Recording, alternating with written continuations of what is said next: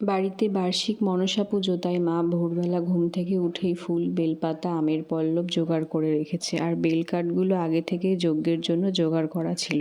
আর এখানে পুজোর বাসনগুলো মা ঘুম থেকে উঠেই মেজে রেখেছে। আর আমি সকালে ঘুম থেকে উঠে ঘরের কাজকর্ম সেরে তারপর স্নান করে পুজো দিয়ে নিলাম।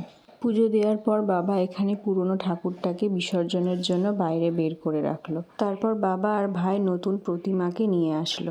নতুন ঠাকুরকে আনার পর তারপর এক এক করে আমি, মা আর কাকিমা বরণ করে নিলাম। তারপর এখানে বাড়ির সবাই মিলে পুকুরে যাচ্ছিলাম জল আনতে।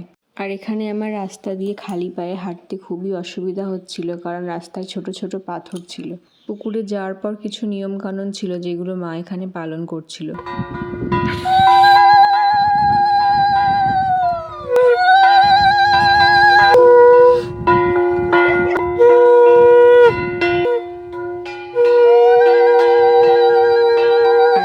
এখানে ঠাকুরের ঘটের জলটা নিয়ে নিল।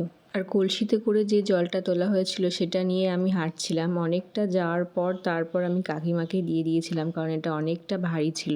জল নিয়ে আসার পর আমি আর কাকিমা ফল কাটতে শুরু করে দিয়েছি। আর কাকিমা নৈবেদ্যটা এখানে পুরোপুরি সাজিয়েও দিয়েছে। আর এই যে ব্রাহ্মণ এখানে চলে এসছে আর পুজোও শুরু করে দিয়েছে।